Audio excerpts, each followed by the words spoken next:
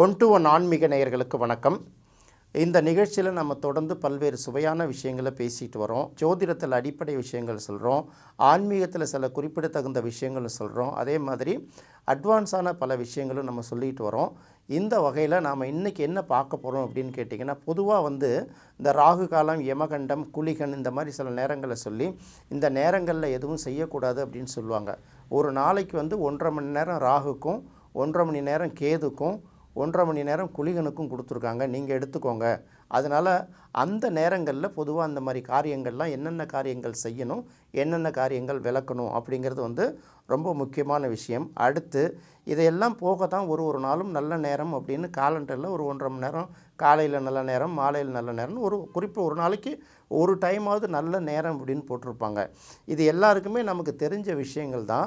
ஆனால் இதை எப்படி பயன்படுத்துறது அப்படிங்கிறது ரொம்ப முக்கியமாக பார்க்க வேண்டியதாக இருக்குது. உதாரணத்துக்கு ஞாயிற்றுக்கிழமை ஈவினிங் 4:30லேருந்து 6 மணி வரைக்கும் ராகு காலங்கிறது தான் எல்லாருக்கும் தெரியும். கரெக்டாக அந்த 4:30 டு ராகு காலங்கிறத யாருமே கணக்கில் எடுத்துக்கக்கூடாது, அது சரியாகவும் வராது. ஒவ்வொரு நாளைக்கும் ஒவ்வொரு ஊர்லேயும் சூரிய உதயத்துக்கான நேரம் மாறுபடும். நீங்கள் நல்லா பார்த்தீங்கன்னா தெரியும். குளிர்காலத்தில் பார்த்திங்கன்னா சூரிய உதயம் 6 மணியை கடந்து தள்ளி ரொம்ப நேரம் தள்ளி ஆரம்பிக்கும். வெயில் காலங்களில் பார்த்திங்கன்னா 6 மணி தொடங்கிறதுக்கு முன்னாடியே சில நேரங்களில் ஆரம்பிச்சிடும். இந்த சூரிய உதயத்தோட தொடக்கம் ஒரு நாளைக்கும் எத்தனை மணிக்கு ஆரம்பிக்குதோ அதை வச்சு தான் நீங்கள் ஒவ்வொரு நாளும் ராகு காலம், யமகண்டம், குளிகம் இது மூணுத்தையும் நீங்கள் கணக்கு பண்ணி அதை தான் கணக்கில் எடுத்துக்கணும். நீங்கள் இருக்கிற ஊர்களுக்கு என்றைக்கு சூரிய உதயம் எத்தனை மணிக்குங்கிறத நீங்கள் நிறைய ஆப் இருக்குது, நிறைய காலண்டர்கள் இருக்குது, அதை பார்த்து நீங்கள் கண்டுபிடிச்சிக்கலாம். பெரிய அளவுக்கு போராட வேணாம்.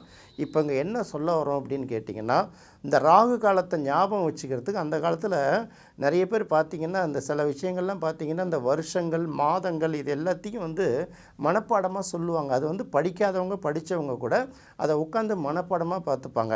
இப்போ நமக்கு அந்த விஷயங்கள்லாம் தெரியறது இல்லை. இருந்தாலும் அதை நீங்கள் சிலவற்றை ஞாபகம் வச்சுக்கிட்டு தான் ஆகணும். பொதுவாக ஞாயிற்றுக்கிழமை ஈவினிங்கில் 4:30 மணிலேருந்து 6 மணி வரைக்கும் ராகு காலங்கிறது எல்லோரும் சொல்லிவிடுவாங்க.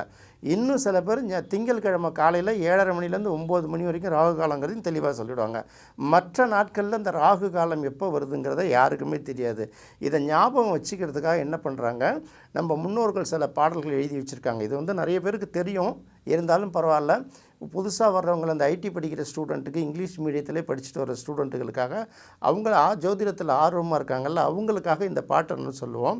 அதாவது சொல்லுவாங்க, திருவிழா சந்தடியில் வெளியில் புறப்பட்டு விளையாட செல்வது நியாயமா அப்படின்னு ஒரு வரி. இந்த வரியை தான் ஞாபகம் வச்சுக்கணும். இப்போ திருவிழாங்கிறத முதல் எழுத்து திங்கட்கிழமைன்னு வச்சுக்கோங்க, 7:30 to 9 ராகு காலமாக. அடுத்தது சந்தடியில் வரும்போது அந்த முதல் எழுத்து சனிக்கிழமை எடுத்து வச்சுக்கணும். அப்போ 7:30 to 9னா 9 to 10:30. திருவிழா சந்தடியில் வெளியில் புறப்பட்டு, அந்த வெளியில் அப்படின்னு வரும்போது வேங்கிறத வெள்ளிக்கிழமை எடுத்துக்கோங்க, அடுத்த 1.5 மணி நேரம்.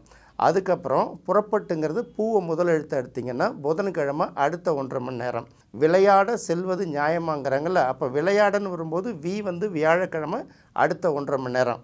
செல்வது அப்படிங்கிறது செவ்வாய்க்கிழமை அடுத்த 1.5 மணி நேரம். நியாயமா அப்படின்னு கேட்கும்போது நியாயமாங்கிறது போல் நியாயமாக ஞாயிற்றுக்கிழமைக்கு போடக்கூடிய நியாயமாக போட்டுக்கோங்க. இப்படி பார்த்திங்கன்னா திங்கட்கிழமை காலையில் 7:30 மணிக்கு ஆரம்பிக்கிற ராகுகாலம் ஒரு நாளும் கடந்து கடைசியாக ஞாயிற்றுக்கிழமை 4:30 மணிலேருந்து 6 மணி வரைக்கும் முடியறது நீங்கள் பார்த்துக்கலாம். ஏன்னா இந்த ராகு காலத்தில் எந்த நல்ல காரியங்களும் செய்ய மாட்டாங்க. ஏன்னா நம்ம சொல்கிறோம் இல்லையா, ராகு கேது அப்படிங்கிறது நிழல் கிரகம் தலைகீழ சுற்றி வருதுன்னு.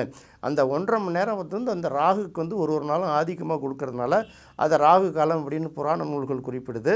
பொதுவாகவே அது சுப காரியங்கள் செய்வதற்கு உகந்த காரியம் அல்ல அப்படிங்கிறத சொல்லி முடிச்சிருவாங்க. ராகு காலம் மாதிரியே யமகண்டம் ஒரு முக்கியமான காரியம். ராகுக்கு மட்டும்தான் டெய்லி 1.5 மணி நேரம் கொடுத்துருக்கீங்களா அப்படின்னு கேது கேட்கும்ல, அதனால் அதுக்கும் டெய்லி 1.5 மணி நேரம் நம்ம முன்னோர்கள் தாராளமாக வழங்கியிருக்காங்க. அப்போ கேது ஒரு நாட்களில் இந்த கேதுவோட ஆதிக்கம் நிறைந்த அந்த 1.5 மணி நேரத்தை யமகண்டம் அப்படின்னு சொல்கிறாங்க.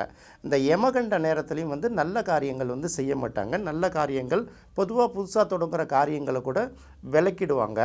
யமகண்ட நேரத்தை எப்படி ஞாபகம் வச்சுக்கிறதுனா, ராகு காலத்துக்கு ஒரு பாட்டு சொன்ன மாதிரி இதை ரொம்பலாம் நீங்கள் ரொம்ப ரிஸ்க் எடுத்து வேணாம். வியாழக்கிழமை காலையில் 6 மணிலேருந்து 7:30 மணி வரைக்கும் யமகண்டம். இதிலேருந்து எடுத்துக்கிட்டிங்கன்னா அடுத்தது அப்படியே ரிவர்ஸில் போங்க. வியாழக்கிழமைக்கும் முதல் நாள் புதன்கிழமை, அதுக்கு முதல் நாள் செவ்வாய்க்கிழமை, அதுக்கும் முதல் நாள், இப்படியே ரிவர்ஸில் 1.5 மணி நேரமாக கூப்பிட்டே போனீங்கன்னா அந்த கடைசியாக அந்த டேட்டில் அது கரெக்டாக முடிவடைஞ்சிரும். அதனால் இப்படி ஒரு 1.5 மணி நேரமாக எடுத்து இதை ஞாபகம் வச்சுக்கலாம். இதனால் ஒன்றும் பெரிய விஷயம் இல்லை. பொதுவாக அந்த யமகண்ட நேரத்தில் நல்ல காரியங்கள் செய்ய மாட்டாங்க அப்படிங்கிறது. தன்னால் நடக்கிற விஷயங்கள் வேறு. இதுக்கு தவிர முக்கியமாக இன்னொன்று ஒரு விஷயத்தை பார்ப்பாங்க. குளிகன் அப்படின்னு ஒரு டைம் இருக்குது. நம்ம ஆட்கள் வந்து எல்லாத்துக்கும் புராணத்தில் ஒரு கதையை சொல்லி வச்சதுனால நாமளும் அதையே ஞாபகம் வச்சுக்கிறதுக்காக சில விஷயங்களை ஞாபகம் வச்சுக்கலாம்ல. சனியோட புள்ள தான் குளிகன் அப்படின்னு சொல்கிறதுனால அவருக்கும் வந்து டெய்லி ஒரு 1.5 மணி நேரம் ஒதுக்கி வச்சுருக்காங்களாம். இப்படிலாம் நம்ம பண்டைய நூல்கள்லாம் சொல்லியிருப்பாங்க. அந்த குளிகன் நேரமும் வந்து பார்த்திங்கன்னா நல்ல விஷயங்களுக்கு பயன்படுத்த மாட்டாங்க. நல்ல விஷயங்களுக்கு பயன்படுத்த மாட்டாங்க அப்படின்னு சொல்கிறது கூட தவறு. அதாவது தொடர்ச்சியாக சில விஷயங்கள் நம்ம செய்யணும்னு ஆசைப்பட்டோம்னா அதை குளிகனில் தொடங்கலாம். உதாரணத்துக்கு நீங்கள் வந்து ஒரு தங்கம் வாங்கணும்னு நினச்சிங்கன்னா குளிகன் நேரத்தில் போய் தங்கம் வாங்கினீங்கன்னா தொடர்ச்சியாக உங்களுக்கு சேர்ந்துக்கிட்டே இருக்கும் அப்படிங்கிறது ஒரு விதி. அதாவது சொல்லப்படுற விதியை நம்பிக்கை உள்ளவர்கள் அதை எடுத்துக்கலாம். அடுத்தது முக்கியமாக பார்த்திங்கன்னா இந்த குளிகன் நேரத்தில் இறந்தவர்களோட பிணத்தை வந்து சுடுகாட்டுக்கு எடுத்துகிட்டு போக மாட்டாங்க. ஏன்னா அந்த நிகழ்வு அடிக்கடி நடந்துடக்கூடாதுல்ல. அதனால் நிறைய பார்த்திங்கன்னா இறந்தவர்கள் வீட்டில் மட்டும் இந்த குளிசம் தான் சொல்லுவாங்க ஊரில். அந்த குளிகை வந்துருச்சான்னு பார்த்து அந்த நேரத்துக்கு முன்னாடியோ அல்லது முடிஞ்ச பிறகு தான் எடுப்பாங்க. இது ரொம்ப முக்கியமாக நம்ம நினைவில் வைத்து கொள்ள வேண்டிய விஷயம். இந்த குளிகனை பொறுத்த வரைக்கும் எப்படி ஞாபகம் வச்சுன்னா இதுவும் அதே போல் தான். சனிக்கிழமை வந்து காலையில் 6 மணிலேருந்து 7:30 மணி வரைக்கும் அந்த 1.5 மணி நேரம் குளிகனோட நேரம்னா அதுக்கப்புறம் அடுத்தடுத்து அப்படியே நீங்கள் வந்து பின்னோக்கி போக வேண்டியது. வெள்ளிக்கிழமை வியாழக்கிழமை அப்படியே போனீங்கன்னா அந்த 1.5 மணி நேரங்கள் வந்து உங்களுக்கு வந்து பார்த்திங்கன்னா இந்த குளிகனோட நேரம் அப்படியே அட்ஜஸ்ட் பண்ணி வந்துடும். இப்படி தான் கிராமங்களில் எல்லாருமே ஞாபகமாக வச்சுருப்பாங்க. படித்தவர்களும் படிக்காதவங்களும் பார்த்திங்கன்னா மனப்பாடமாக அந்த ராகு காலம் யமகண்டத்தை கரெக்டாக சொல்லிவிடுவாங்க. அது மாதிரி இந்த மாதிரி சில இறப்பு வீடுகளில் பார்த்திங்கன்னா குளிகம் வந்துருச்சா, குளிகை எத்தனை மணி வரைக்கும் இருக்குது இப்படிங்கிறது வந்து இன்னைய வரைக்கும் நம்ம பின்பற்றிட்டு தான் இருக்கோம். இதையெல்லாம் கடந்து தான் நாம் வந்து நல்ல நேரம் எப்போ அப்படின்னு பார்க்க போகிறோம்.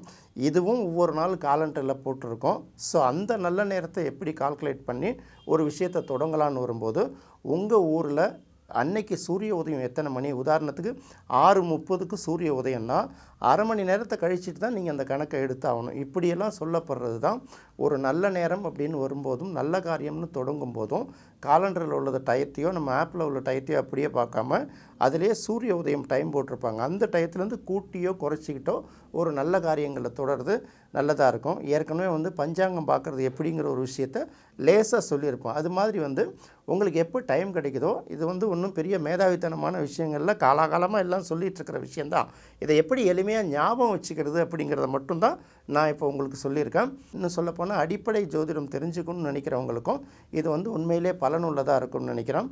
மீண்டும் இன்னொரு சுவையான நிகழ்ச்சியில் சந்திப்போம். நன்றி, வணக்கம்.